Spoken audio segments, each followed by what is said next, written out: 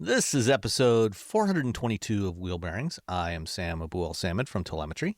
And I am Roberto Baldwin from SAE International.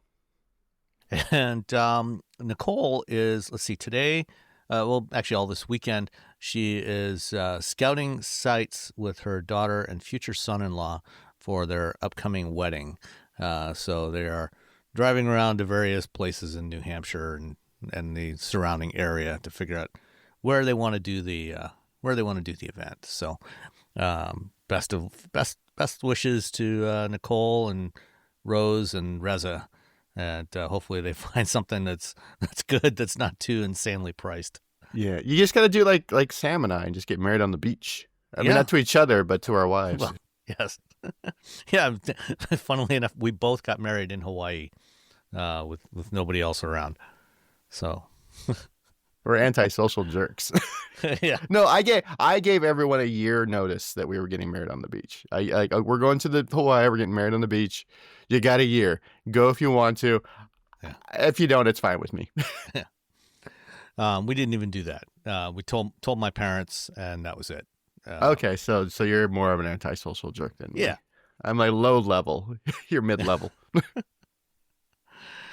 All right. So you didn't have anything to drive this week, right? I did not. We're still, we're still working on how we're going to be doing reviews over at SAE, and so I know I need to get them for the podcast, but I also want to make sure I make, I want to get the most value out of having the cars. That's also fair. I'm lazy, so there's that. Well, there's that too.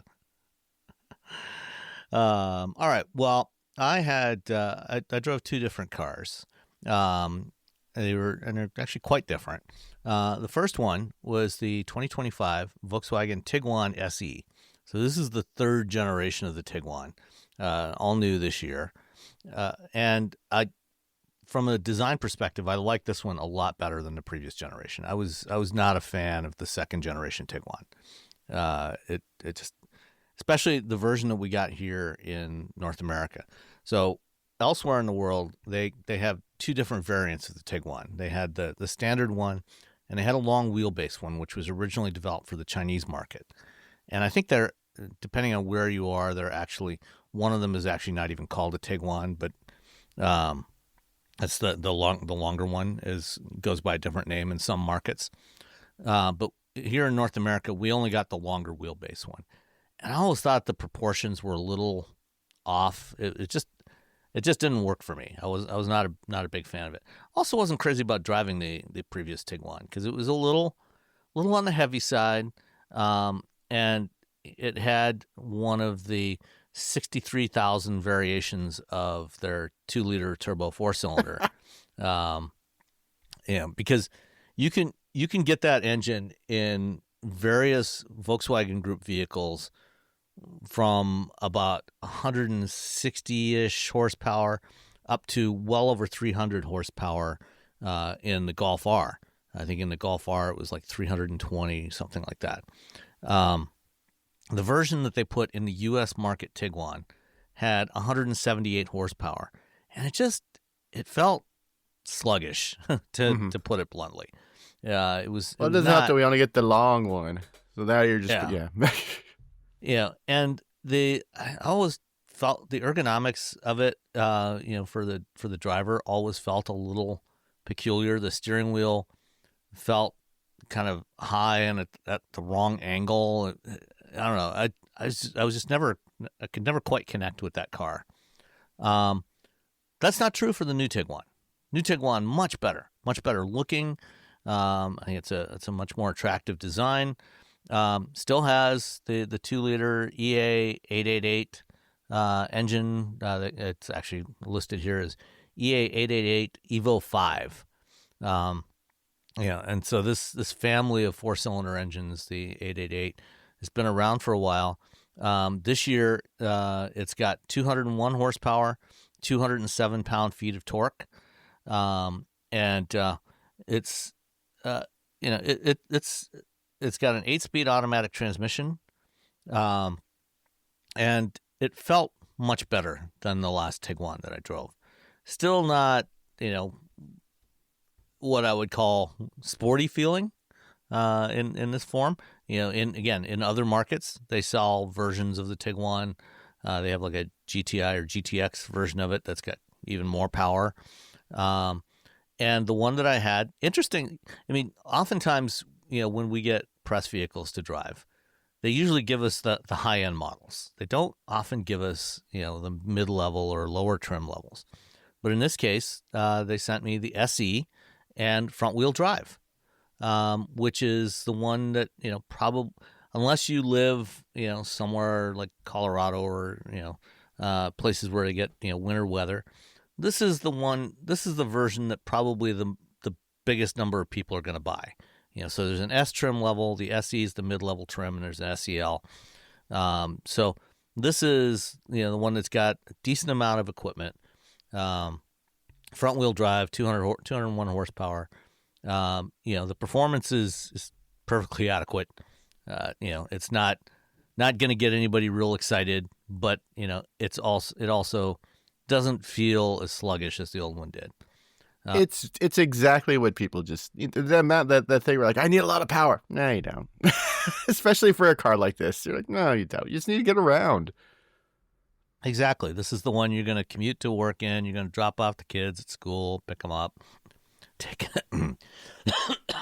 them to, wherever they need to go. Even to go on a little, camping trip, go on a vacation with your partner. The back seat is roomy. The front seat's roomy. VW seats have always been pretty comfortable. I think, probably my biggest complaint with the interior, is it does have the newer version of their infotainment system. Their current generation infotainment system. It's been significantly updated, the software, and it runs a lot faster than in the past. But it still has, a lot of touch controls along the bottom edge of the screen. So that's not ideal, for like the temperature controls, things like that. But the infotainment interface runs fairly smoothly. There's no, not like some of in recent years, some of them were definitely kind of janky feeling. They were not very responsive. Yeah. Lots of lag. No longer the case. They fixed that. The first versions of this infotainment system, you could start the car and drive down the street before it launched. Yeah. This is definitely a lot better than that. So no no real issues there. All the usual driver assist features. You've got your blind spot monitors, lane keep assist. This one had the what they call it, the travel assist, which is a hands-on level 1 system. So it does lane centering and adaptive cruise control. But you got to keep your hands on the wheel, which is fine. I have no issue with that. You got rear cross traffic alert, all that good stuff. The VTEX, Volkswagen's VTEX in leather, synthetic leather interior is nice. We had it in our Jetta for years. Had no complaints about that one.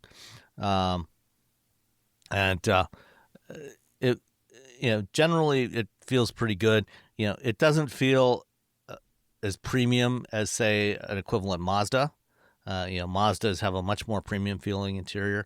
This didn't have that, but it's also, at least in the SE trim, not as expensive as the Mazda. So I think it's a good compromise. That's still fairly affordable.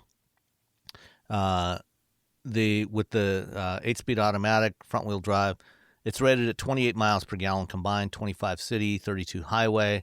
I got around 29 in my driving, which was pretty good. So again, no real issues there. The ride quality was fine. It doesn't feel particularly firm. So on rougher pavement, that's good. Maybe a little more body motion than I would prefer, and certainly a little more than I would typically expect in a Volkswagen. But again, generally fine. Nothing that is overwhelmingly bad or anything. So, like I said, the 12.9-inch touchscreen, you get digital instrument cluster, all the usual stuff. So the one that I had, the Monroney, has the price listed. Well, the total price, bottom line price on the Monroney was $33,720. You want to take a guess at the destination charge? 14. You're very close, $1,425. Really, I had to stop and think because there's no one to compete against. So now I just gotta get it. So I was just going through some stuff this morning, getting ready for the show, and saw an article pop up that Volkswagen has increased prices on the Tiguan, and so I went back and double checked, and now the same Tiguan, the exact same car that I drove, the MSRP on the one I drove was $32,295. It's now $33,045. So it's gone up by just under $800, about $750, $780.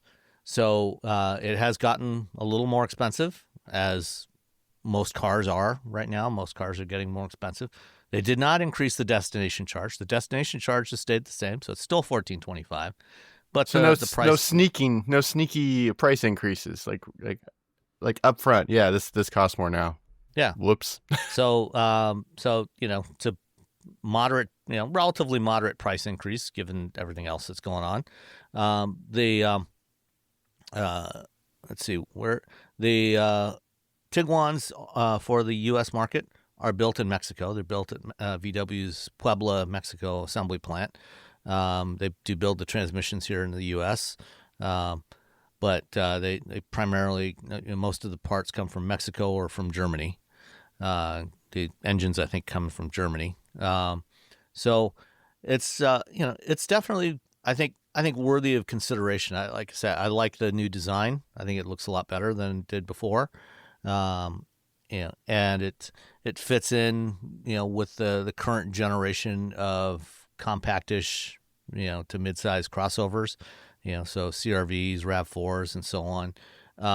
VW doesn't offer, any sort of hybrid powertrain, which I think is probably the biggest letdown with this car, because the top sellers in this segment, the CRV and the RAV4, do offer hybrids, very very fuel efficient hybrids.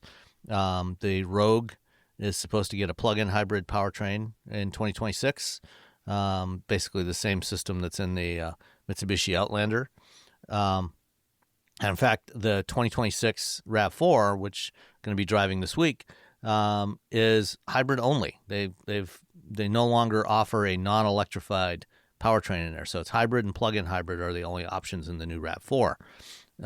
So I think VW needs to get a hybrid powertrain into this and some of their other models sooner rather than later, in order to remain competitive. Yeah. When we did the Kia Sportage drive, they were pushing. They're like, this is a hybrid. We were driving the hybrid for this, and they were like, people don't. They were concerned that the average person didn't realize that Kia had hybrids in their vehicles, and so because they really want to go after Honda and Toyota, who's most of their sales for those vehicles are high. The RAV4, they're like, why are we even making one that's not electrified? Let's just get rid of that. There's no point, and give everyone the hybrid. Yeah, the CRV hybrid sales are like, I think about 56% of CRV sales in the U.S. now. So it's more than half. For 26, 100% of RAV4s are going to be hybrid. And for now, you can also still get a hybrid in the Ford Escape. You can get hybrids in the Hyundai Tucson and the Kia Sportage. So all of the top sellers offer a hybrid, or will shortly. So I think that's probably the biggest thing that that VW needs to address with this thing is to get a hybrid powertrain option in there. Yeah, I think that's fair. VW's had some tough years, so hopefully they can get it together. Throw some hybrids in there.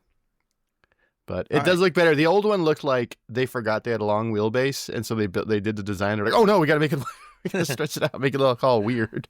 Yeah, I mean the proportions, especially like from the B pillar back, so that from the B pillar forward, both versions are basically the same, and then the back end just looks kind of stretched out. It looks a little weird.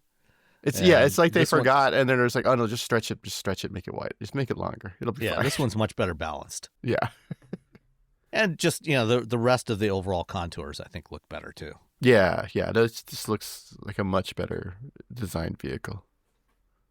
All right, the other vehicle that I had was the 2025 Genesis G80 3.5T Sport Prestige all-wheel drive. So that is a lot of name for a lot of car. So the G80 has been around in its current form for a few years now. I think last year it got a mid-cycle update and replaced the dashboard. Did some tweaking on the front end as well, tweaked the grille design a little bit. But really the interior is where the big change came. So like the other current Genesis models, it now has one large display, that's not so much integrated into the dashboard, but sits on top. And I think it's like 26 inches across. It's kind of, it's about the same size as like what you would find. The overall unit is about the same as what you'd find in some of the other Hyundai and Kia vehicles, where they typically have two 12.5-inch displays under a single piece of glass. So when it's off, it looks like it's all one, but when you start the vehicle, you realize it's actually two separate displays. The Genesis all have just one big display that stretches from the instrument cluster across the center stack. Nothing on the passenger side, but so it looks a little more premium. The graphics on it look really good. The interior of the G80, is lovely. No complaints, no issues with that. The one that I had was in let's see, Vatna Gray, not Vanta Gray, Vatna Gray, Vatna, whatever. Vatna Gray. I have no idea what that's supposed to mean. But it's it's very, very attractive. It's a decent looking color. It's not exciting, but it looks good enough. So no real complaints there. And then the interior was in their vanilla beige ash gray.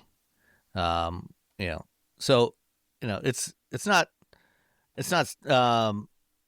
real exciting color, but it looks the part, for a premium, a relatively large premium sedan. And this is, kind of an upper mid-size sedan. It's got their 3.5 liter twin turbo V6 with 375 horsepower, 391 pounds-feet of torque, 8-speed automatic transmission, fully independent suspension. It's got rear wheel steering and a rear electronic limited slip differential. So it looks, it handles really well. And for a relatively large car, this is not nearly as large as a G90, but it's still a good sized car. It's very maneuverable. It's very responsive on the road. I really like the design of the wheels that they have on the Prestige trim. I don't know if you remember, it was probably about 4 or 5, maybe 6 years ago. It might have even been like 2019.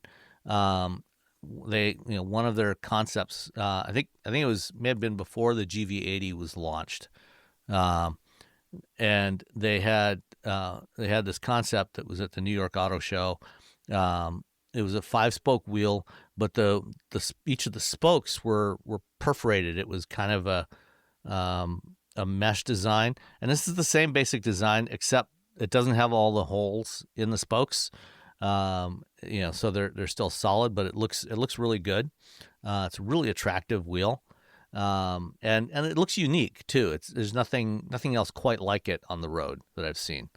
And overall, I really like the design of the G80. Personally, the G90 is a great luxury car, but it feels more like a car to be driven in as opposed to something to drive. This is obviously not as small as a G70, but I think it's a good balance of a really premium feeling and very attractive design. It's a fastback design, and it's amazing. This car has come so far from the original Hyundai Genesis sedan. I remember back in like 2008 or 9 when they launched the Genesis. At that time, Genesis wasn't a standalone brand. It was just a Hyundai model. It was their flagship model for the Hyundai brand. And then in about 2013 or 14, they split off Genesis as a separate brand. And by that time, the second generation of the G8, what was rebranded as the G80, came out, and this is the third generation. And it's really come so far from that original car. It feels like something that a German automaker would build. Yeah. Yeah, it looks. I mean, I think the design is really nice. I think the design is almost a little bit what Jaguar was kind of going for. Mm-hmm. It's sort of almost Art Deco inspired design. But this is more something that someone would you would see on the road versus the Jaguars, which more feel like from Batman the Animated Series, which I've talked about a couple times. Everyone got all angry about those cars, but if you just made it black or gray instead of pink, everyone's like, "Ooh, look at that car!" And you put Batman next to it, and boom, great car. Yeah. No, I think Genesis done a great job on the design of this car. It's from a design perspective, it's actually probably my favorite Genesis. I think I most like driving the G70, but I most like to look at the G80. And this is not far off. I like smaller cars, so that's why my preference for the 70. But if I had to have something a little bit bigger, the 80 would definitely be my choice out of these. And it's got all the usual stuff that you're gonna find. It's got beautiful leather seating and all of the driver assist features. It's got their highway drive assist too, which again is a hands-on system, but it's got driver monitor camera, so it's got driver distraction alerts. So if you're looking away from the road too much, or if you're obviously getting tired and your eyelids are drooping or your head is tilting sideways, it's going to give you an alert, to say, hey, do you need to take a rest? Which is a good thing, because a lot of times, if you're doing a longer trip and you're tired, you may not really be aware of how tired you actually are. And that's really dangerous when you're driving. Yeah. You get the highway hypnosis. Yeah, exactly. Where you just like the lines again and again. It's the same, the hum, and then, the lines, and then you see, the right temperature, and if the car's like really comfortable, and it's like, and you're sort of on autopilot, which is not great because you're not really. You're like, suddenly you're like, how did the last 30 miles? I don't remember the last 30 miles. That's you're like, oh dear. Yeah. So I found it here. The display is actually 27 inches. So it's a single 27-inch OLED display. And, as with other Genesis and Hyundai models, it's also still got lots of physical controls. The center portion, the infotainment part of the display, is a touchscreen, but it's also a fairly long reach. So you can reach out and use it as a touchscreen, but there's a center control knob, so you can do it either way. So, Nicole can reach out and touch the screen. The rest of us can use the center control knob. It's a great car to drive. I really like this car. And the version that I had. I didn't actually get a Monroney for this one, which is unusual. But for this trim, the Prestige Sport Prestige all-wheel drive, $77,000 is the MSRP. You want to take a guess at the destination? 1,500.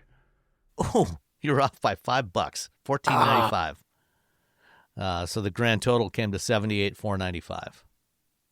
Which, it's, yeah. It's the luxury cars. Yeah, this is one of those cars you see on the road. You're like, oh, you kind of forget about it until you see one. You're like, oh, yeah. Oh, that's because nice. there's not a lot of them around. They're selling a lot more of the utilities, the GV80, the GV70. Yeah. So you don't see these very often, but when you do, it really catches your eye. Yeah, definitely. If you're a maintenance supervisor at a manufacturing facility and your machinery isn't working right, Grainger knows you need to understand what's wrong as soon as possible. So when a conveyor motor falters, Grainger offers diagnostic tools like calibration kits and multimeters to help you identify and fix the problem. With Grainger, you can be confident you have everything you need to keep your facility running smoothly. Call 1-800-GRAINGER, click Grainger.com, or just stop by. Grainger, for the ones who get it done. Did you know you can support Wheel Bearings directly? Head to patreon.com/wheelbearingsmedia and you can become a patron today. Your contributions will help fund the platforms and tools we use to bring the podcast to you. And exclusives and improvements are already on the way thanks to your generosity. So if you want to be part of an automotive podcast like no other, head to patreon.com/wheelbearingsmedia. We've updated the Wheel Bearings merch store, and now there's a whole bunch of new choices, new colors, new styles, T-shirts, sweatshirts, hoodies, hats, mugs, travel mugs, stickers, aprons, tote bags, you name it. You can get your Wheel Bearings merch at shop.wheelbearings.media. Go check it out. That's shop.wheelbearings.media. All right, let's move on to some other stuff that happened this week. Let's stick with the Hyundai Motor Group, and sadly, one of the models from the Kia brand is going away for 2026. After 2026, the Soul is no more. So here's my story with the Soul. Years ago, I broke my ankle, and I lived in the city. We had one car. And it had a manual transmission, and we had a Vespa. That's what we got around. So for a while, in order to get around with the giant boot, it was my left ankle. I had to use like the car sharing things, like Zipcar and stuff like that. Like GM used to have one. Just to get something with an automatic. Maven? Yeah, Maven. Yeah, I used to use that all the time. It was actually it was really inexpensive. Anyway, so once I went to get a car, and all they had was the Kia Soul. And I was grumbling the entire way I walked down the stairs in my apartment building, and then the 3 blocks to the place. And I got in the Soul, and within 2 blocks, I was in love with the Kia Soul. Because again, you're like, this is exactly what this car should be. This is it. Like they've packaged everything about this car is exactly what it needs to be. No more, no less. I love this car. Yeah, and I mean they were really affordable. They were surprisingly roomy. And of the the so-called box cars, there were more of these in Japan, but there were 3 that were sold in North America. There was the Soul, there was the Nissan Cube, and the Scion XB. And the Soul was far and away the best of the 3. Yeah. No. It had kind of a funky look to it. It was actually pretty fun to drive. Did you ever drive the second generation electric version? I did. I went all the way to Korea. They flew me to Korea to drive a bunch of cars. And then they're like, oh, here's the Kia Soul electric that's coming to the United States. And I drove it around, and I was like, I love this car so much. And I was really excited about it coming to the U.S. because, again, that box, because it's a box, it's just so, the cargo space is just optimized. I was like, oh, this is perfect. This is the perfect car for like cruising around town. It's not too big.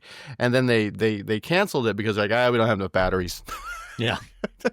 Well, so that was actually the electric version of the third gen. So it was the second generation electric, but it was the third generation of the Soul. So it's yes. So it was the current generation. Yeah. So it was the original Soul EV was also really good. It was about 125 miles of range, but as an around town commuter, it was great.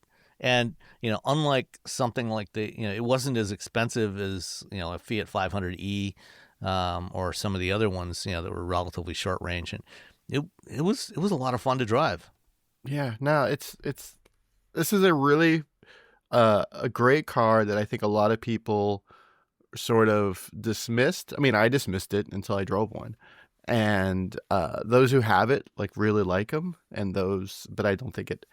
I think I mean, it outlasted off obviously the XB and the Nissan, but it's yeah. I still see new ones. Like my neighbor bought one of my neighbors does Turo, and they have two of them in their fleet, and I was really excited when I saw them. I'm like, oh snap. So yeah, no, I mean, R.I.P. to the Kia Soul, a great little car that lasted far longer than I think a lot of people may. 2009. That's a pretty great. Yeah, run. I mean, apparently Kia says they sold 1.5 million of them in the U.S. since 2009. So this was a very popular car. Those sales have dropped off quite a bit in the last couple of years, but even last year, I was looking up the sales the other day. They sold almost 60,000 last year. Wow. So it's a shame that it's going away. Yeah. We still sad we didn't get that EV, Kia Soul EV. Yeah, that would have been. I think it had. What was it? I don't remember the range. I think it was the same as a little bit less. The same setup that was in the Kona, the second Kona, generation yeah, Kona. the Kona and the Nero. Yeah. So it would have been maybe a little bit less range just because it's a box. Yeah, but not much. I mean, it was over much. 200 miles. Yeah. I think it would have been I would have been really fun. Yeah. Oh well. And I'll have a picture of me and the hamsters. Oh, the hamster thing. Yeah. Everything about the Kia Soul was great. All right.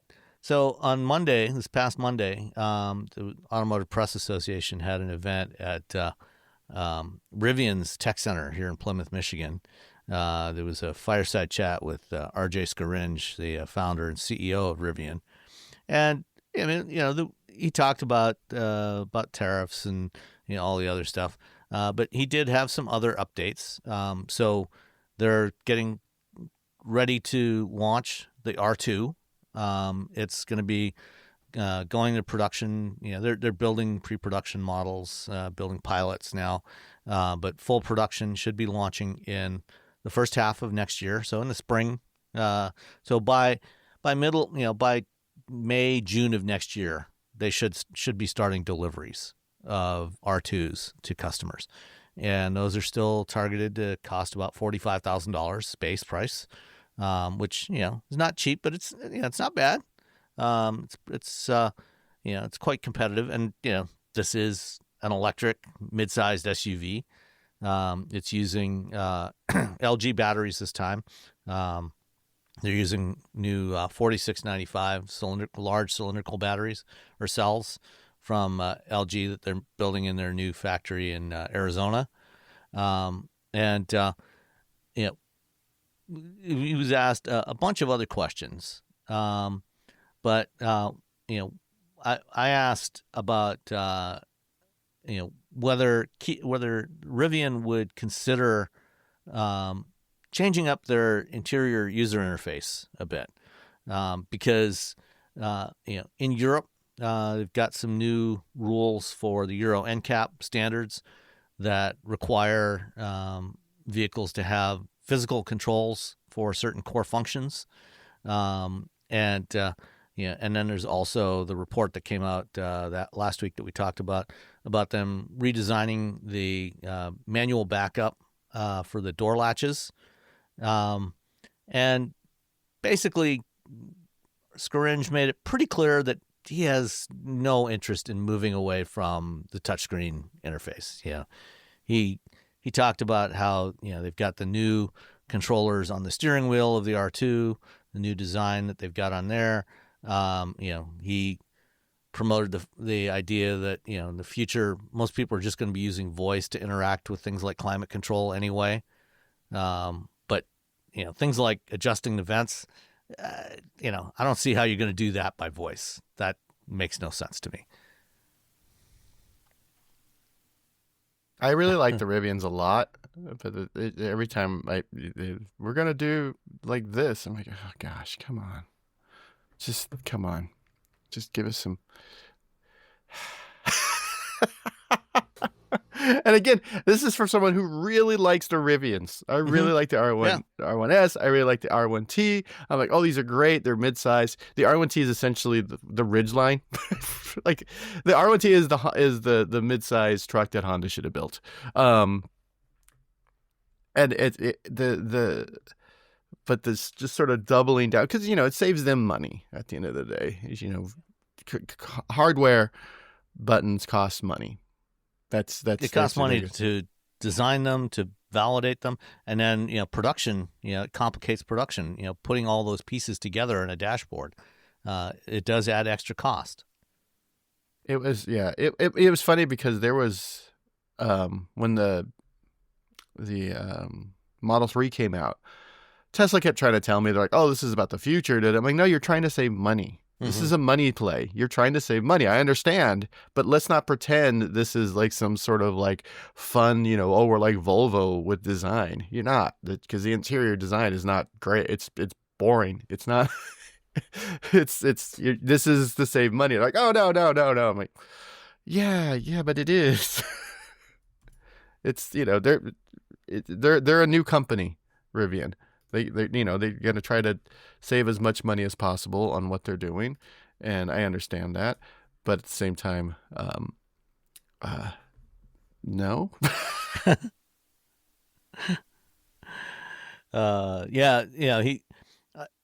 I pushed back, on the, like, for example, on the door latches thing, and on the R1, on the refreshed R1 that came out last year. The manual door latch is literally like 2 inches from where the push button is on the armrest. And I said, if it's going to be right there, it's just as convenient to use the manual one as the push button. He said, they tried to make the case that the push button feels more premium. Yeah. It's like, it's a truck. Stop it. You're selling trucks, dude. Yeah. Why, if you have to have the manual one, why complicate it by adding this other mechanism? You're selling this vehicle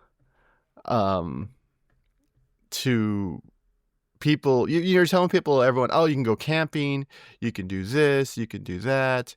At the end of the day, that's people who are camping are like, you know what, I need premium. No, you can't on one hand say, yes, this truck is rugged and outdoorsy and da-da-da-da, but then they're like, oh, but then we have a premium door. And I'm like, oh, I know I understand what they're going for, because, the F-150 is essentially just a luxury vehicle to most people that has a bed. This is, but come on, it's a truck. I want to go camping in the truck. I want to stick surfboards on top of the truck. I just want to click. I want mechanical stuff. Yeah. He also talked about, being able to do clever things, like, for example, with the rear doors, on traditional vehicles. If you want to make it so that kids can't open the rear doors, you've got to, push the little latch on the back of the door, to prevent the rear door handles from working. They can do that electronically, do that in software. But, you still have to have the mechanism in there anyway, the manual mechanism. So why it makes, he basically made a lot of excuses that didn't really hold much water. So it's, nobody that was there was particularly impressed with his answers on that one.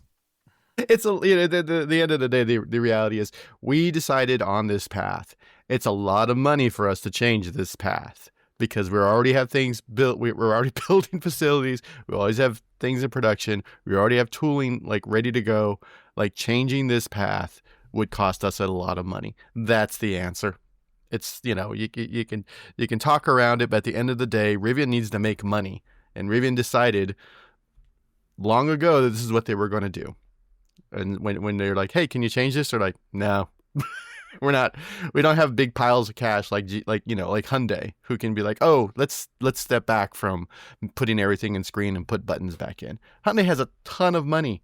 Hyundai's, if you live in any sort of town or city that has a dock or a harbor or whatever, a port, there we go, that's the word I was looking for, has a port, you see giant Hyundai boats and giant Hyundai shipping. Hyundai is not like. And if you're in Korea, if you walk around Seoul, you will see construction cranes that say Hyundai on them. They're in the construction business, they're in the mining business. Hyundai's in everything.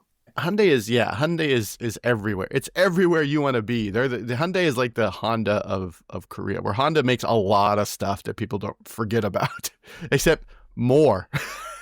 And you remember, Spot, the vicious robot dog, and Atlas Robots? You know who owns that Boston Dynamics now? Hyundai. Yeah. So they have the money to sort of walk stuff back. Whereas, if you're an automotive startup, that's really, really difficult once you've got it going. Especially when, for the most part, again, like 80% of everything about that truck is amazing. And then there's just 20% where like, I really don't want to adjust my vents. I don't want to look off the road to adjust the vents. All right. Let's move on to Audi. At the IA Mobility Show in Munich last month, they showed off a concept for what may be a future version of the TT. But Autocar had a couple of interesting stories this week with some renders that they did of possible new or next generation Audi products that incorporate the styling language that we saw on that concept, with the sort of vertical rectangular grille that was on that concept, and the very skinny horizontal headlamps. But two very different vehicles. One is a next generation our A4 sedan, with that kind of styling theme. What do you think of this one to compete against the new electric 3 Series and Mercedes C-Class? I like these sort of like really slick looking vehicles. It's the thing that Jaguar did that everyone slammed them for. I really think it's because it was pink and people can't wrap their heads around something not being gray anymore. They're like, it was pink, and then it was like very much skewed to a very young artsy audience, and that is definitely not the Jaguar audience. But I like it. I think it looks very futuristic. It's got the very Art Deco.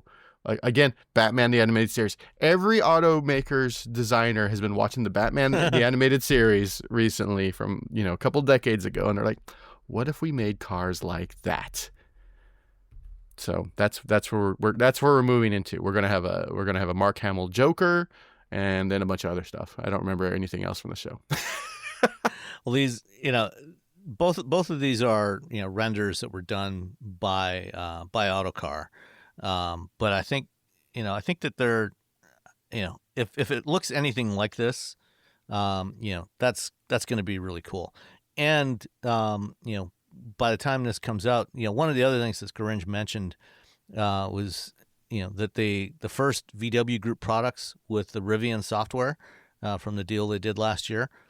The first one's going to be the new ID1 that they showed off at IAA, coming in 2027.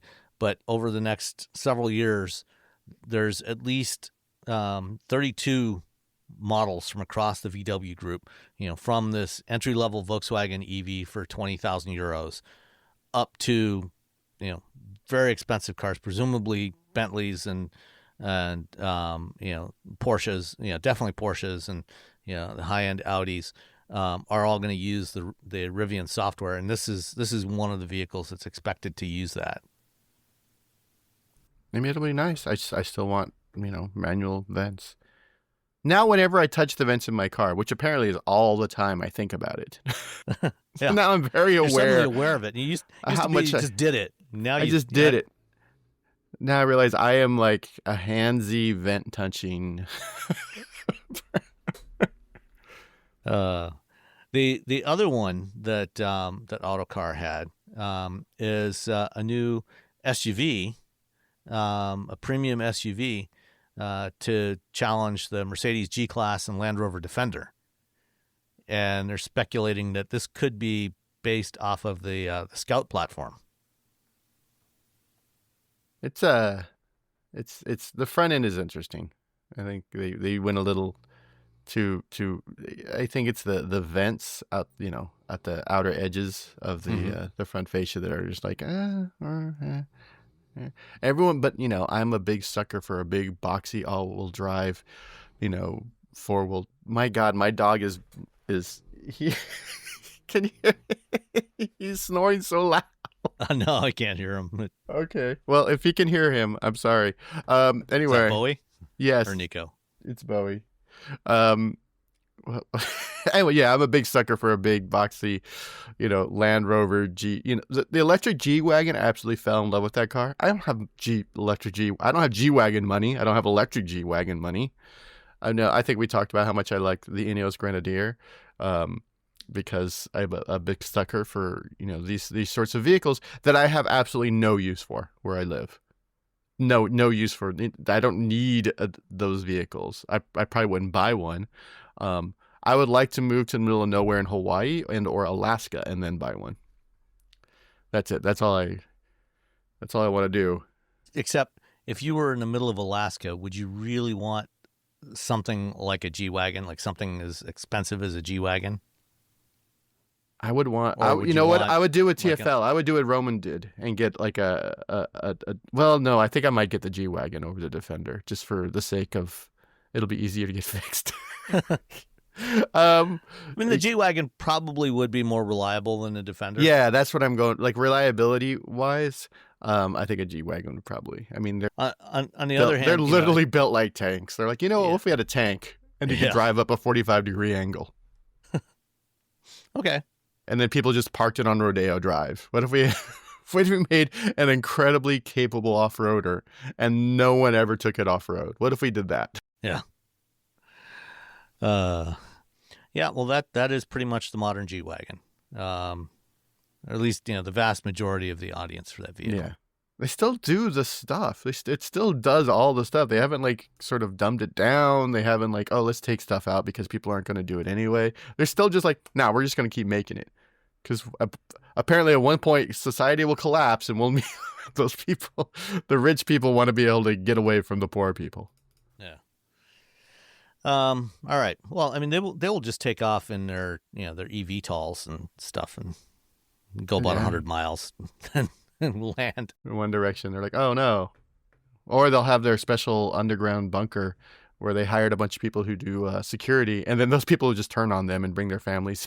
Well, actually, I think what they'll do is they'll get in their eVTOL, which will take them from either from Skyline Drive or from San Francisco down to Mountain View Airport, where they'll get on their private 767 and then fly to New Zealand or to some island in the Pacific where they have that they own. Yeah, but they still have. The thing is, you're still dealing with the human element. Whereas, we hired all these, big security dudes, keep people away from my super secret bunker. Guess what those dudes want to do now? They know where the super secret bunker is, and they want to keep their families alive.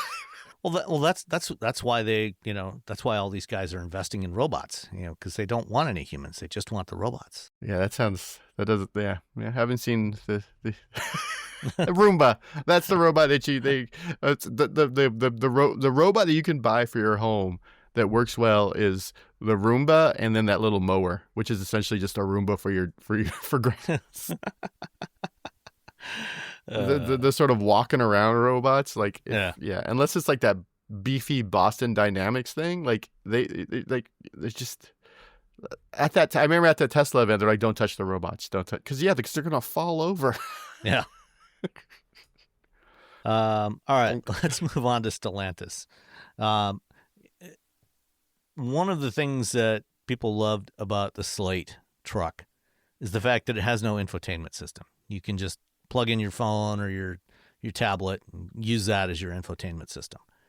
Well, apparently Stellantis got the message because in Europe, they offer a version the entry-level version of the Opel Frontera, which is a compact crossover, where you would normally find a touchscreen, the center touchscreen for the infotainment system, is just a panel with a phone holder. One of those ones that you pull it apart. It's got some foam things in there. You stick your phone in there and let it go, and it's just a claw that holds onto your phone. That's it. That's your infotainment system. There's your damn system.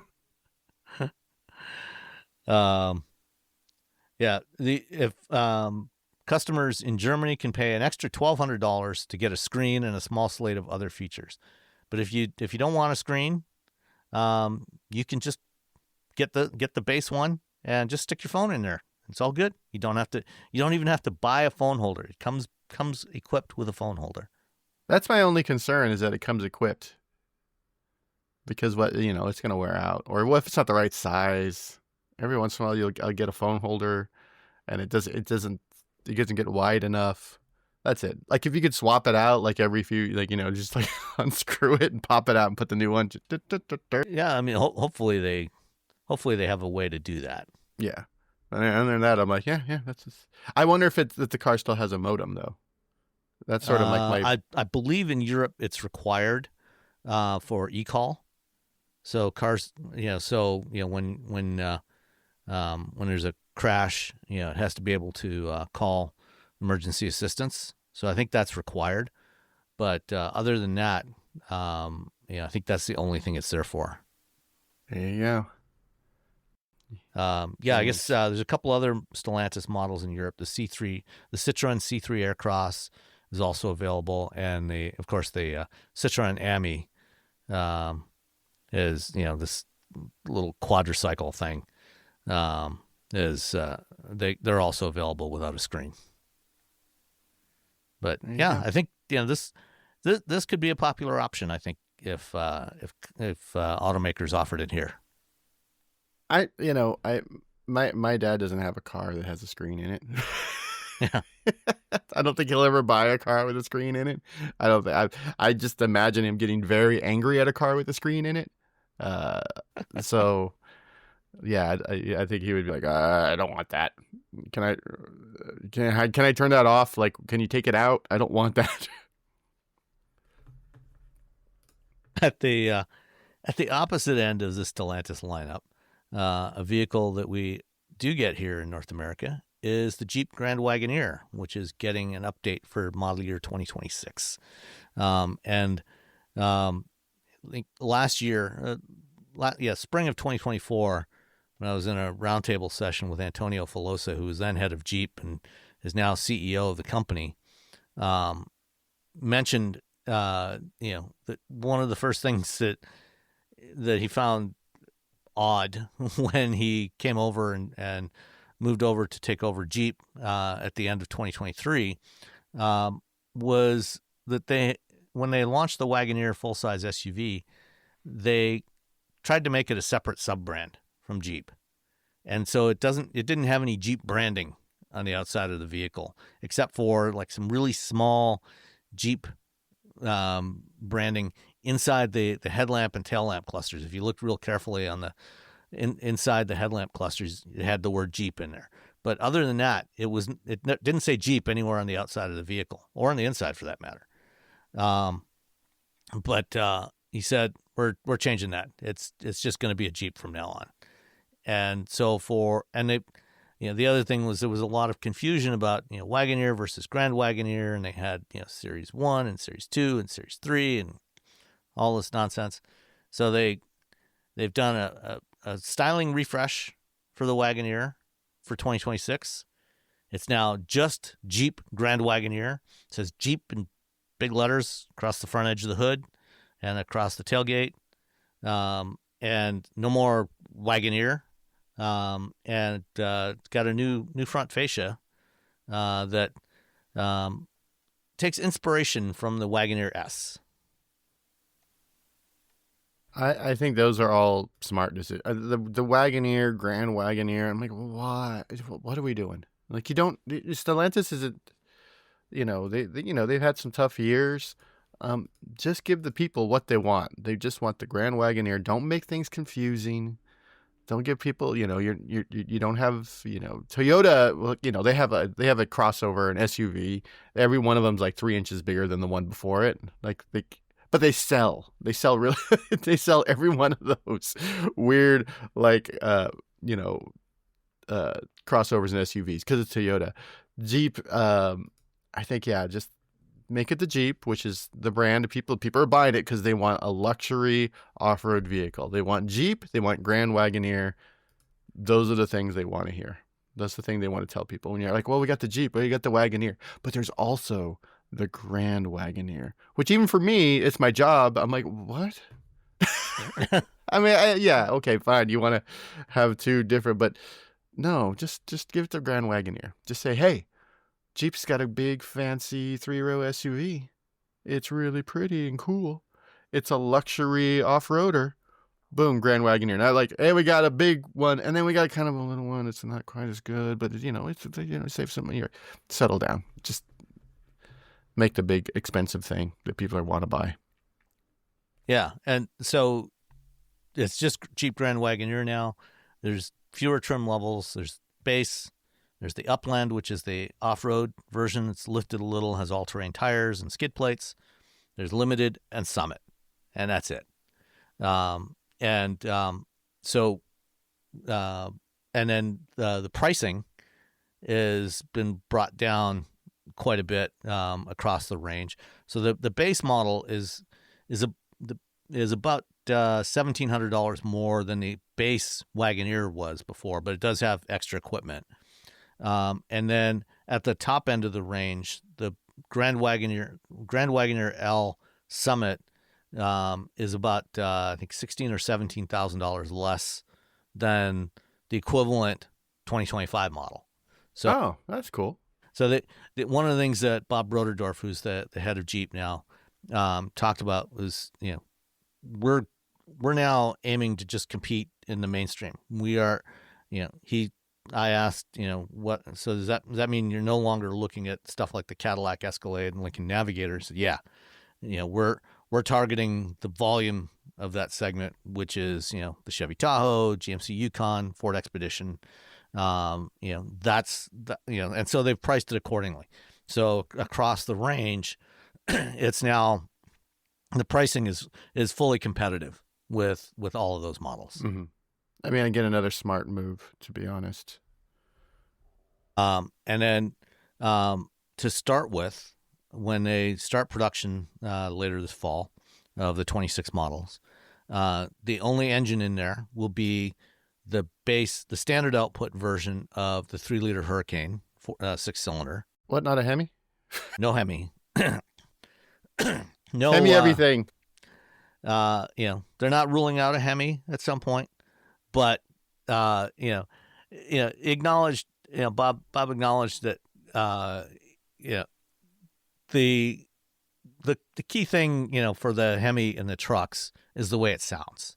The truck buyers want the sound of a V8. The Hemi is not the best motor or engine that this company builds, but everyone ooh, they like the way it sounds. Yeah. And in this full-size SUV segment, they generally want a quieter experience. The customers for this vehicle don't really care as much about that sound.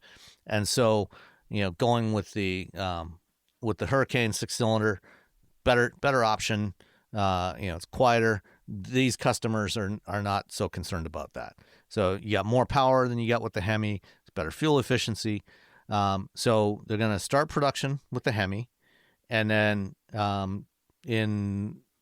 later in the first quarter of next year, they're going to add a second powertrain option, which is the E-Rev powertrain from the Ramcharger / Ram Rev pickup truck.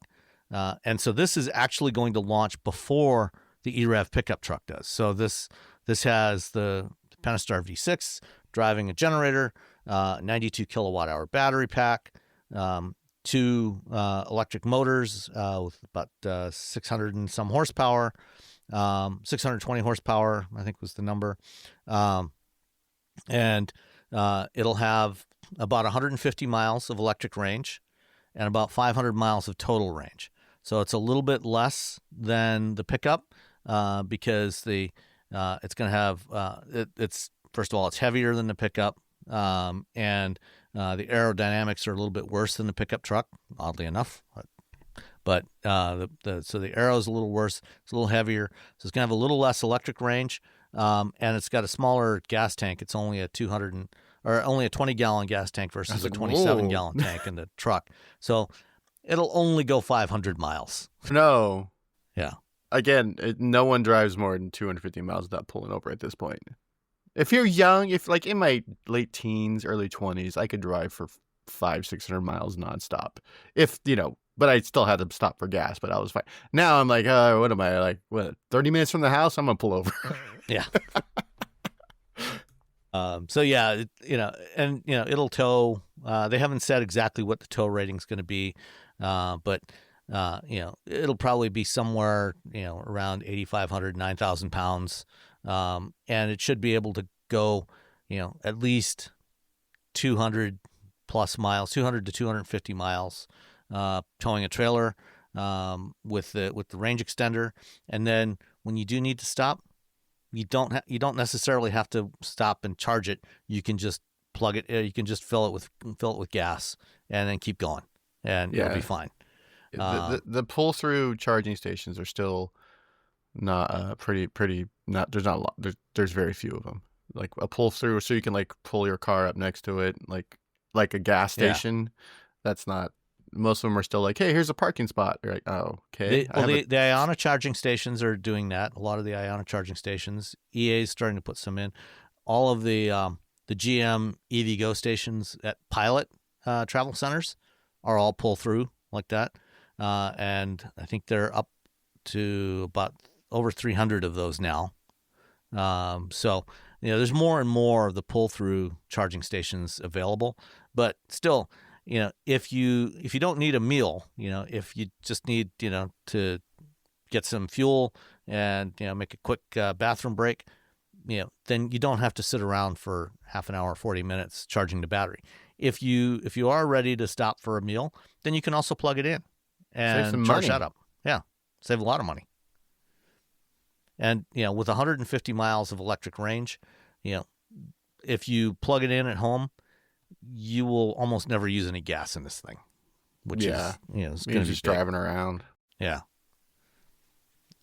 And then they're following a similar strategy to what they're doing with the Ram pickups this year, which is staggering the introduction of new powertrains. Because one of the things he did acknowledge was, yes, Stellantis has had a lot of quality problems in recent years, and so they want to limit the variations that they're building initially, to make sure that they're getting everything right, and then add in a new variation. So that's why they're starting off with the Hurricane, then they're going to add the E-Rev, and then after the E-Rev, they'll add the high output Hurricane, the 540 horsepower Hurricane. So that will probably come. Most likely, it'll be just for the 27 model year. Or late in 26, they'll add the high output Hurricane 6-cylinder. But other than that, the rest of the interior, the only changes to the interior, they've got some new colored materials, including this ruby red interior, which looks really good, and a larger heads-up display. That's nice. Yeah, and so the larger HUD projects the image out a little bit farther beyond the end of the hood. So there's less refocusing of your eyes required. It's not an augmented reality HUD like what Cadillac's starting to use now, but it is further out beyond the edge of the hood. It looks like it's about 2 or 3, maybe 4 feet out beyond the end of the hood. Cool. I mean, the augmented reality stuff is really cool, especially when you're driving in somewhere you don't know. When you're using navigation, it's great for roundabouts in Europe. Yeah. But it's not, it's not necessary. I mean, a nice heads-up display means your eyes are on the road. You're keeping you keep track of what's going on in the world. So, so that is the 2026 Jeep Grand Wagoneer. And let's see what else. The 2027 Chevrolet Bolt. So GM has been teasing stuff about the new Bolt for a while now. They've released a few teaser images over the last couple of months.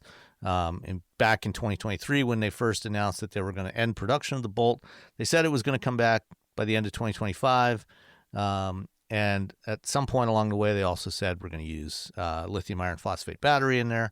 And so this week they released most of the details. They showed us, this. So for 2027, basically there's just one version of the Bolt now. And before they had the original Bolt hatchback, and then the EV, and then the EUV, which was 6 inches longer. So now they're doing just the bigger version. No more of the EV.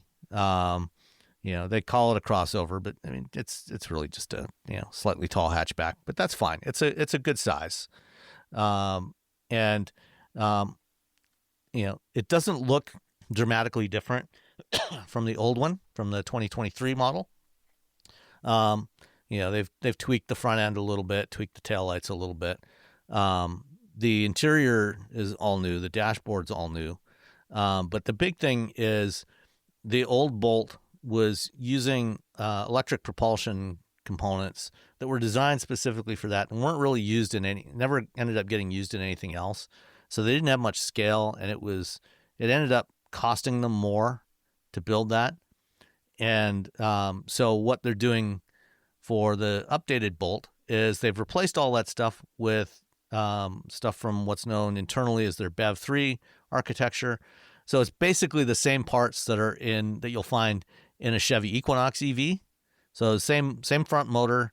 That's 210 horsepower that you get in the base Equinox EV. The battery is obviously different because it's an LFP battery, but it's the same 65 kilowatt hour capacity as the NMC battery that was in the old Bolt. Everything's a little more efficient, so the range has gone up a little bit from 247 miles on the old Bolt EUV to 255 miles. And at launch, they're going to have a limited run launch edition, which is basically the upper grade of the LT trim for $29,990, including delivery. And then later in the model year, they're going to add the 1LT trim for $1,000 less, so $28,990. And then there's also going to be an RS trim. So the loaded RS version is going to be, $35,685. So that gets you the tech package, which includes Super Cruise and a sunroof. And that's a few $1,000s less. It's a couple $1,000s less than the Nissan Leaf. It's a little bit less range than the Leaf, but it's also a couple of grand less than the Leaf. And you get stuff like Super Cruise. And the new interior, they've switched from the center console shifter to the column shift like they're doing on all their other EVs. They've got the 11-inch display. It's the same display that you find in the Equinox and some of the other models, but it's mounted a little bit differently in the Bolt. So you've got more storage space. One of the things they talked about was the seats have been upgraded significantly. That was always one of the big complaints about the Bolt before, was a lot of people didn't like the seats. So they've upgraded the seats. Lots of USB-C ports, wireless charging ports for your phone. No CarPlay or Android Auto. Womp womp. Yeah. But what do you think? I like the Bolt. It was the best-selling EV that didn't have a Tesla badge on it until it went away. I think that GM that is after like all the issues with the LG fires of the battery issues with the Bolt were because of LG's manufacturing. It wasn't Chevy's fault. It wasn't GM's fault. But even after all that, after this huge recall, after all the news about it, it still sold a lot of cars. It still sold because a it lot was of cars. affordable. Yeah, You got 250 miles of range, for $27,000. Yeah, it wasn't as as refined as say the Kona or the Nero, but if you're just driving around town, 50 kilowatt DC fast charging wasn't great, but at the time, hey, that's good. It's a great around town mid. I'm going for a short road trip. I'm going a couple hundred miles, and maybe I'll stop at like a Walgreens or a Walmart and charge my car while I do some shopping. No, I thought it was a great vehicle. I'm glad it's back. I think it's funny that when they said that they were killing this vehicle, they crowed about how awesome they're going to use that factory to build the Silverado, which at the time was over $100,000, and it felt very tone deaf. And then everyone lost their minds. They're like, okay, fine, we'll make the Bolt again. So I'm excited that it's coming back. I'm glad that now that we have two vehicles. We have the Leaf and the Bolt in this sort of price range. It's essentially the same sort of vehicle. You can get in the car and decide which one you like. If you like CarPlay, you're just going to get the Leaf. If you don't care about CarPlay, you can get the Bolt. Either way, we haven't driven the Bolt unfortunately yet, but yeah, I am very happy that we're getting more and more vehicles, barely starting under 30,000. Yeah. But it's we're getting there. Yeah, and this is under 30 grand. In the case of the Bolt, under 30 grand with delivery.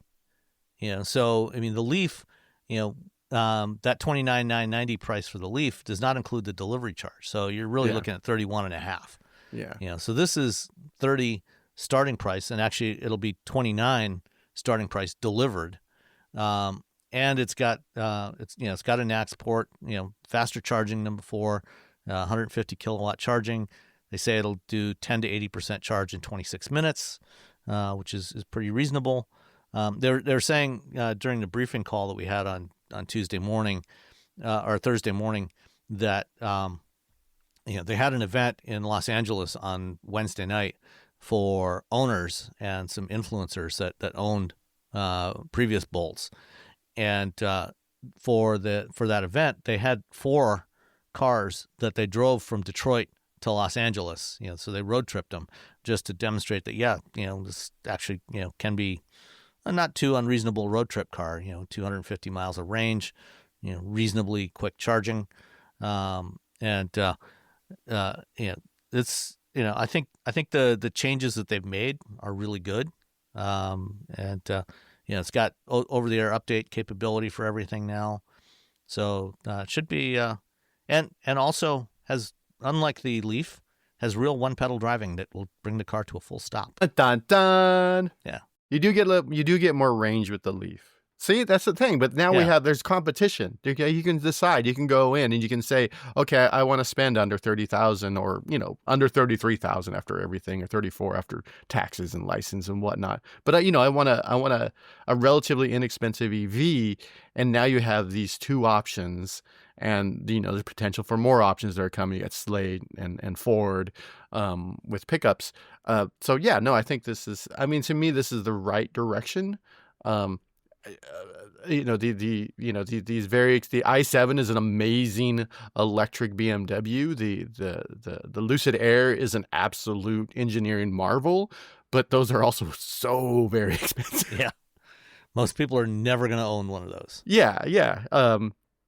Same the R1T and the R1S. They're very, very nice trucks, but they're also very expensive. And so, sort of looking at the Maverick model of having like inexpensive vehicles that a person can buy, and that's the key to adoption, because for all the ones that get bought and then they go into the second market, they're the second hand, third hand market as used vehicles. That's when you're going to see, I can get a Chevy Bolt electric vehicle for $18,000 because it was $30,000 new. And now I have a little electric vehicle that I can cruise around town in, and I can plug it in at if you have supercharger network near you, that's one of the things about supercharger network is A, it works, and B, there's 1,000 chargers at each station. Yeah. And now you can use those chargers with a Bolt. Yep. So And yeah, and no, and you won't be really annoying the Tesla owners because your Bolt is only charging at 50 kilowatts like before. yeah. That's we so I've driven our Kona, or no, I'm sorry, not our Kona, our Ioniq 5 up and down the state a bunch of times.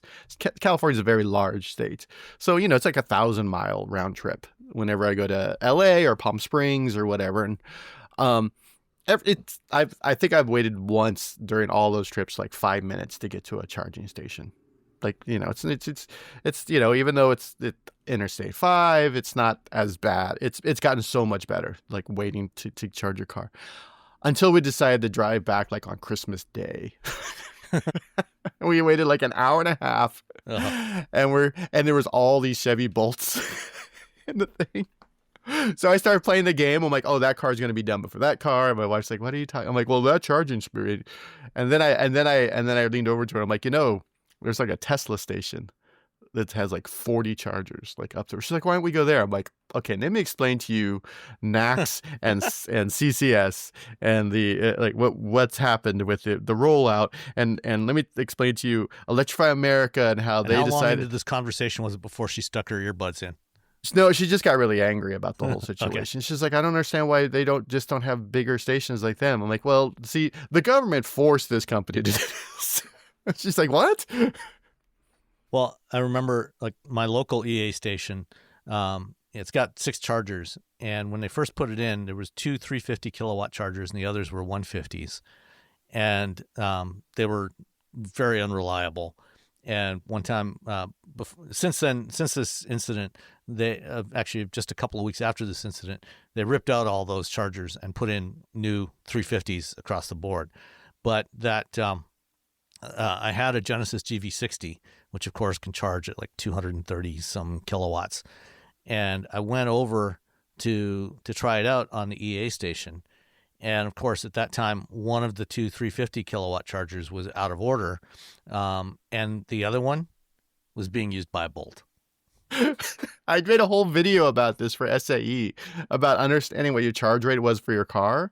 Because for a little while, like, automakers didn't want to tell you. They were like, well, they were kind of like hemming and hawing, beating around the bush and like giving you that time. I'm like, no, people need to know, like, based on where they're going to charge. Because if your car only charges 50 kilowatts, like a Bolt, use the 150. And of course, since that video, and I talked about in the video, like, more and more 350 only, like the whole location is just 350s.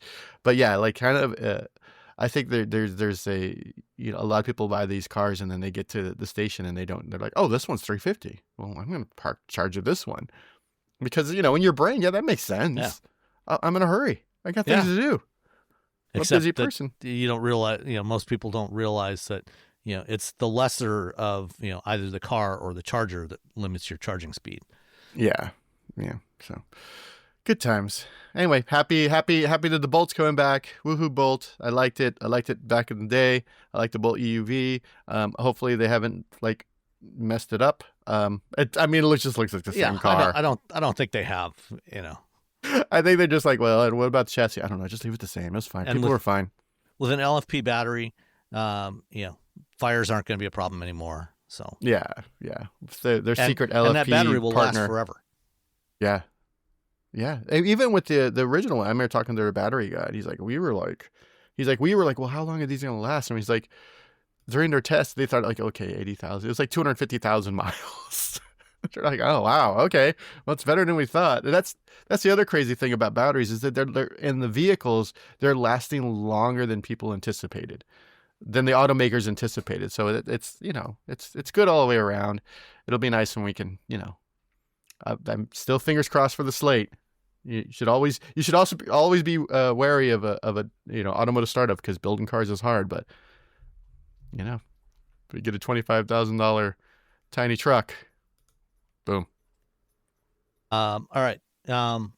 So remember last week when we talked about Ford and GM and their clever scheme to be able to keep offering customers at least EVs the $7,500 tax credit after October 1st?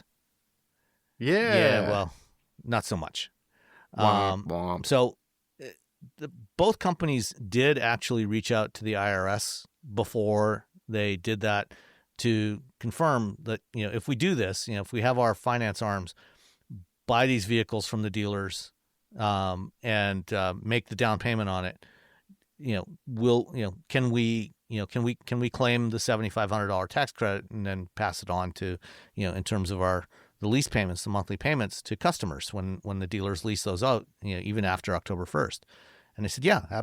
IRS said, yep, that's good. You're cool. But unfortunately, there were a couple of Republican congressmen Senators Bernie Moreno from Ohio and John Barrasso from Wyoming, who flagged the plan, calling it a loophole and the total violation of congressional intent by these nefarious actors. These nefarious automakers who are trying to just give their customers a good deal. I want these two senators to go after every loophole. The fact that like Amazon pays you always hear the things online about this billionaire paid $150 in taxes this year, or this company only paid like $700 in taxes this year. Unless they're going after those folks as well, I want them to shut their mouth. Just shut your mouth, because now you're like, I'm going after EVs because they've been politicized for weird reasons. And also, what would be funny is if there was pushback and said, these folks are, these are American jobs that you're taking away because Americans build these cars. Americans work on these things. You're taking food out of American workers' mouths. Good job, buddy. So both GM and Ford decided, okay, we're not going to claim the tax credit. So they're not going to get the money back from the federal government, but they have decided that they will go ahead and offer customers the same price, the same monthly payment as if they had the tax credit. So customers won't be paying more. They'll get the same price. It's just going to come out of Ford and GM's pockets instead of from the IRS. Are they still going to do this till like the end of the year? I think that was sort of their. Yeah, I think for Ford it's through the end of December, and I'm not sure how long GM's going to keep doing it. But I was working on some stuff this week, and looking at some of the pricing. There's actually a lot of really good deals out there. So even if you didn't get an EV before October 1st, we talked last week, I think, about Hyundai cutting the price of the Ioniq 5, the model year 2026 Ioniq 5, by an average of $9,100. Kia is offering $9,000 discounts. They haven't cut the MSRP, but they're offering $9,000 cash incentives to customers for the EV6. Ford has cut the price of the model year 26 Lightning by $4,000. So there's a bunch of things out there. Also, I finally got all the final sales numbers for Q3, and turns out that to no one's surprise, that it was a record quarter for EV sales in the U.S. As everybody scrambled to try and get their tax credits before it was too late. So for the third quarter of the year, for the third quarter, EVs represented just over 10% of all vehicle sales, light duty vehicle sales in the U.S. Oh wow, that's and for September it was almost 11.9% were EVs. Okay. I went with the Bay Area percentages, because it's like 20-25% like normally. It was like what, when I drive around the Bay Area and I excuse me, I'll just sort of clock all the EVs that are around me when I'm at a stoplight. It's a pretty good percentage. So I'm curious what the Bay Area percentage is, because we're silly for EVs up here. Yeah. And overall, compared to Q3 of 2024, EV sales, the total volume was up by almost 25%, 24.7%. And last week, Tesla announced their Q3 sales, and they made a big deal about being a record quarter. It was their best quarter of sales ever. They were up 8% compared to 2024. And it was their first up quarter in over a year. But even with that, it was still not enough to save their U.S. share of the EV market. So in Q3, Tesla, or for September, Tesla had just over 40% of all EV sales in the U.S. compared to 52% in September of 2024. They for the third quarter, they were only 36.5% of the EV market versus 49% last year. So Wow. Tesla's share of EV sales have been declining steadily, and GM was up to 17% of EV sales for September. And Hyundai Motor Group was 11.5%. That's really impressive for Hyundai because I still talk to people who are like, I don't know about Hyundai. I'm like, man, that was the 90s. That was like 30 years ago. Yeah. But, GM has a lot of good EVs on the market. Hyundai Motor Group has a lot of good EVs on the market. You make good cars and then people will buy them. And, Tesla knew this was coming. It should be expected, losing market share, but still selling a bunch of cars. But, they couldn't be 100%, 80%, 90% of the market forever because everyone's going to be making EVs and they're making good EVs. And I would like to think that, at some point Tesla is going to be a little bit more aggressive and try to make vehicles that have like dash clusters and like interiors that aren't just, the modern version of just a blank room. I mean, it's just, like really sort of like looking at like, okay, how can we compete with these other automakers that are coming out right now? Tesla's still Kleenex of EVs. Yeah. They're going to be the Kleenex of EVs for a while. Kind of the default. But, yeah. Less and less so. Less and less, especially with NACS, adoption from all the other automakers.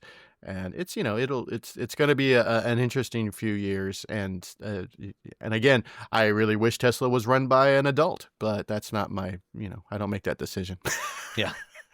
Apparently neither does the board of directors of Tesla. That's what happens when you have your family and your friends on the board. Yeah. One last news item for the week. GM has canceled its next generation fuel cell program. So, GM was the first company to ever build a fuel cell vehicle back in the 1960s. That van's awesome, by the way. The Electra van, yeah. Yeah. This was a Corvair van back in 1967 that, GM had been developing the hydrogen fuel cell system for the Apollo program. And they said, what if we stick this in a vehicle, see what happens? And so they stuck it into a Corvair van and it worked. They only drove it a few times, and then parked it in a museum, but it worked, and then, GM has continued to work on fuel cell technology ever since, and, one of the first, drive programs I ever did was, I participated in a drive of, the GM sequel, fuel cell concepts from, Rochester to, New York City, drove 300 miles on a single, tank of hydrogen, and it was pretty amazing. And they've done a lot of work on fuel cells over the years, but it's gotten to the point where they've finally come to the realization in 2025 that there's just not going to be a market for fuel cells anytime in the foreseeable future in any kind of significant volume. I understand, you want to be able to have that two-prong approach. You want to be able to be ready. But at the same time, it's, fuel cells are great for long haul trucking, which means you're going to, that's a much easier infrastructure to build out because you have these main, highway arteries across the country where you can okay, here's a pilot station or a Flying J. Boom, we're going to put a fuel cell station, charging, or refueling station there. It's a lot tougher than an EV. And I talked to Toyota. I asked Toyota, I'm like, why would I buy a fuel cell vehicle when I could buy an EV and charge it literally anywhere if I had time? Like if there's a plug, you can refuel your vehicle. It's not going to be quick, but you can do it. Whereas fuel cells, like if you can't get to a station, then that's it. That's all there is to it. And I think Toyota does some interesting thing like the Port of San Pedro with fuel cell vehicles because they have a fueling station. I think it works really well for large vehicles. I think at some point, once that's established, then passenger vehicles will start making more sense. But for now, it's you're throwing a lot of money at something where you could just sit back, let everyone else work on it, and then when it becomes a reality, you start seeing that this is something that's happening, you can start investing in it. And whether you're using your previous technology, or you can just see what other people are doing and either license it, or if it's open, or if it's a standard, you can just use that. It's a lot of money to work on these vehicles. And it's the fuel cell thing has always been the chicken and egg. We can't sell cars unless there's an infrastructure. We can't build an infrastructure unless there's cars, and it's just it's too difficult to build out that infrastructure is what it's come down to. Yeah. All right. So so that means they canceled a plant that they were planning to build near Detroit to build fuel cells, their next generation fuel cells. And they've laid off a bunch of people from their development team in Pontiac. So that's a bummer. Yeah, it's too bad.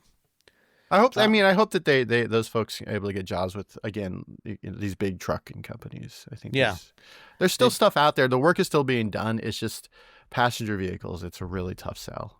Yeah. I mean, Bosch is still doing work on fuel cells. Toyota, Honda, and Hyundai are all doing work on fuel cells. And BMW is partnering with Toyota using Toyota's technology. They've got a fleet of X5s in Germany now with fuel cells, and they're planning to build a fuel cell version of the next-gen X5, at least for the European market. So, yeah. All right, let's answer a couple of listener questions. First from Bob H. I'm hoping you can offer some insight on my BMW i3 issue. First, I love the car and have leased 3 and finally bought one in 2020 when no one was buying used cars, so I got a great deal. Yeah. Lately, however, I ran into a strange issue. I started getting an error, driver restraint system failure. I reached out to my dealer who's serviced it since purchase, and the rep suggested that I get a code reader and try canceling the message. This didn't work. At the same time, the seatbelt unbuckle chime started not stopping with the seatbelt fastened. Obviously, this is a serious safety issue. Not knowing if the airbag would deploy in an accident and driving with the chime on is not doable. I took the car into the dealer, and $305 later, I was told that the buckle had failed. Another almost $900 later, I have a new buckle. My issue is that if BMW is going to engineer safety features into the belt buckle, it should never fail, like every other car I've ever owned. The only failure I've experienced involved the retention mechanism, the spring having worn out. What do you think about this? It seems to me that this should result in a recall, but not sure how I would pursue it. With or without a recall, paying them this kind of money for something that should never fail is unreasonable. I look forward to your response. So yeah, I mean, something like this typically would be the subject of a recall. And even if it's just a single vehicle failure, it's at the very least, they should be replacing this free of charge for something like this, for a safety system like this. What I would suggest doing is go look for, do a Google search for Office of Defects Investigation from NHTSA, and you can file a complaint there and put in all your information about what happened. And this applies to anything, any kind of vehicle defect that you have. You can file a complaint there, and then folks at NHTSA take a look at these, and especially for safety related stuff, they prioritize those. If they come to a determination that this is a design flaw, then it will, they can go to the automaker and say, hey, we want you to do a recall on this and replace these parts, and it's free of charge. It may be that this was, just a one-off defect. It may not be a defective design. I haven't heard of any particular anything like this more broadly. And my guess is that the mechanism that they used in the i3 is the same one that they use in millions of other BMWs. And if this were, a design flaw, a fundamental design flaw, we'd probably be hearing a lot more about this. So it's probably a one-off failure, but it's still worth going to ODI and filing that. And I'll put a link to that in the show notes. Yeah. It's it's a used, so that sounds like it's a sensor failure, clearly not a spring or mechanism failure. I had the spring pop out of like my BRZ one morning. I was getting ready to go on a trip. It was like 5 a.m. and I pushed it and the spring just literally popped out of the buckle. But I was able to I had to sort of kind of work it to get it in, and then I drove, and then I the whole way there I was like, I hope I can get this off when I get to the airport. But I was able to get it on and off and on and off again when I got back from the airport. And I just went to the Subaru and just ordered a new a buckle mechanism. But yeah, the sensor thing is, I mean, who knows what the person who had it before might have poured accidentally dropped a Coke in there once, or who knows what kind of weird thing. But yeah, you should definitely, that's a lot of money. That's because I think the mechanism for my car, the whole buckle with the thing and the little plug so it wouldn't yell at me, was like $60 maybe. Yeah, well, I mean, it is a BMW, so everything's going to be more expensive. Yeah. So that's a 13. What do we got? $1,200. Yeah, to get a new buckle. Yeah, that's a bit much. I'll put a link to the Office of Defects Investigation. File a complaint there. Provide as much information as you can, and they will take a look at it, and it could lead to a recall if it's not a common problem.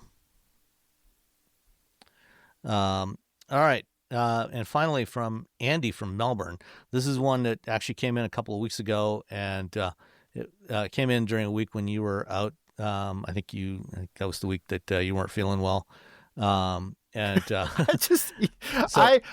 night I ate ice cream that was in the fridge. My wife's is gone, and she had bought these ice cream sandwiches. I don't tip, if my wife's not around, I don't really eat a lot of sweets, and I was like, well, I should eat one of these ice cream sandwiches before they go bad. It gave me a stomach ache. I don't know how, I think it's been in there 6 months. I'm just I have to eat this thing before it goes bad. That's my problem, because sometimes the thing is bad. Yeah, but I mean, as long as your power hasn't gone out, 6 months in the freezer, an ice cream sandwich. I think it was just gross. I think it's just, I don't really like, it was like an Oreo. It was like an Oreo one. I think it was like that fake ice cream. I think it's just a gross. I think it's just, that's probably why my wife hasn't brought them up after eating one months and months ago. Well, anyway, the reason why I saved this one for you, because Andy asked, he said, lots of excitement around the Slate BEV truck, which is understandable, though not going dual cab seems a misstep. Any comment on the Tello urban electric truck? I think you've checked out the Tello, haven't you? I have not checked out the Tello, but I think I would like there to be, again, I think competition is good. I think inexpensive vehicles are the ticket to a better, inexpensive vehicles means they're usually smaller, they're usually lighter. That means they're using smaller batteries. That means they're using fewer resources, blah, blah, blah, all the things. That said, I'm making a big deal. I think the latest news out of Tello from, September, was that they got $20 million. That's like your budget for chassis. Yeah. Or doing your that'll chassis. Build you one or two prototypes. Yeah, that's not enough to build a truck, to build a vehicle, unfortunately. Like you said, you could build some prototypes with it. You could do chassis. You could get your chassis set up, maybe. Maybe that's the budget for getting your chassis when you go to production.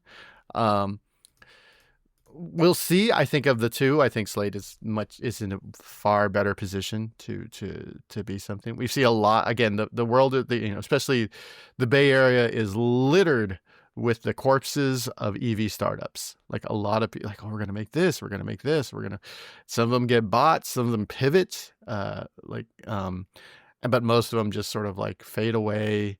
And, it's the good intentions of I'm going to, make this car because, and I think there was also a big rush when people saw the stock value of Tesla, where it wasn't really I know how to build a car. It was oh, we could have a really We should cash in on this next trend. Yeah, we should cash in on this next trend because shareholder value.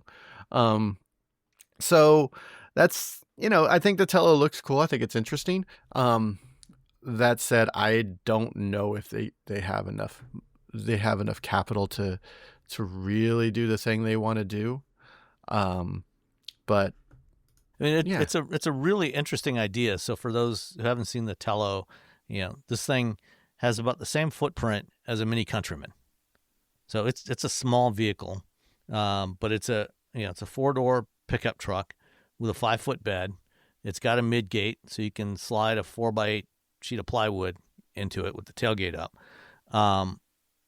Unlike a traditional pickup truck, including the Slate, everything ahead of the front wheels, there's nothing there. Everything ahead of the windshield, there's nothing there. In a lot of ways, this is more like the Canoe. yeah, EV. it's like a French bulldog of a car. Yeah. So this is a tiny little thing. They claim 350 miles of range. It's got 500 horsepower, 0 to 60 in 4 seconds. It's kind of a bonkers vehicle in a lot of ways. It's really cool. Again, I really like the design. I don't know how safety with having 3 inches of not a lot of car hood space. Yeah, you have to think about ramming it into other cars and into other things. I think one of the things Slate is really they're like we want the best safety rating, blah blah blah. They're very, I think, because people really when they think small cars they think they're unsafe, which is, I mean, I guess if we're driving around with tanks everywhere, which is what we have now. But no, I think it's cool. I mean, a tiny little truck. I mean, I'm at 4 doors. I think that's something that Slate's not doing. I don't mind that the Slate doesn't have 4 doors, but I think other people do. But again, at the end of the day, you're just like, okay, so do you have enough money to build this car? And that's where it comes down to. It's all about the Benjamins. Yeah. And I don't know how much this, oh, here we go. The base single motor, $41,520. So not nearly as inexpensive as what Slate is aiming for.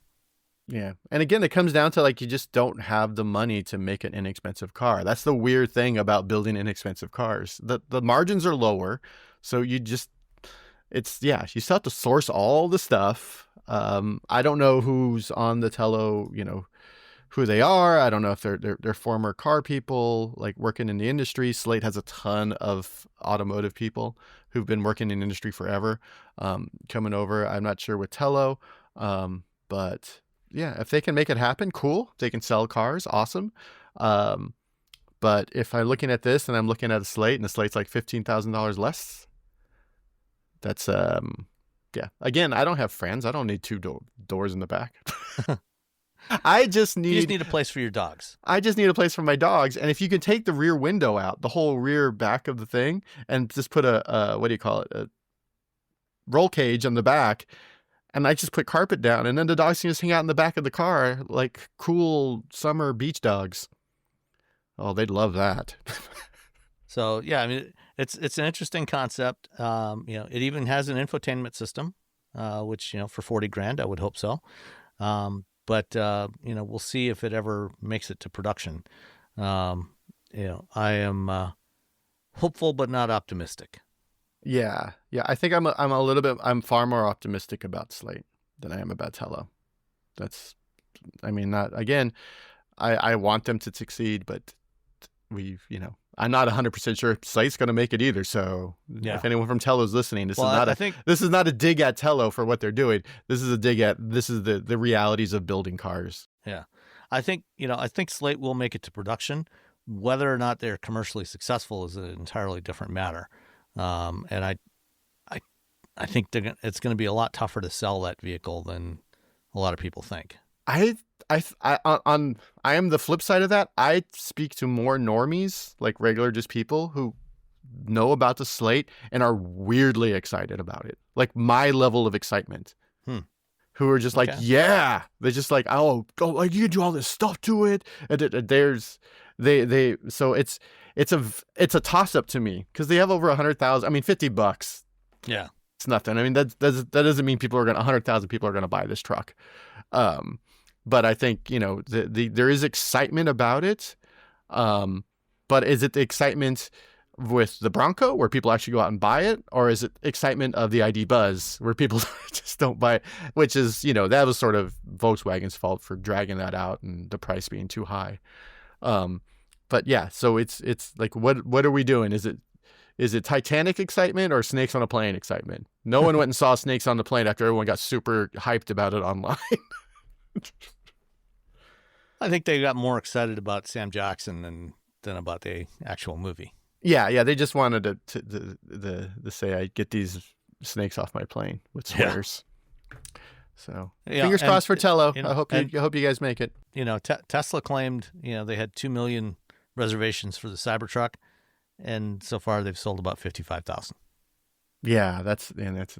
But I mean, the Model 3 sold really well. They had a ton of reservations for that. I think the Cybertruck was like, ooh, and then a lot of people kind of like realized who Elon Musk was. There was far more, the delays were far more catastrophic than they were with the Model 3, and then the price was like, oh dear Lord. Yeah. So all right, I think that's it for this week.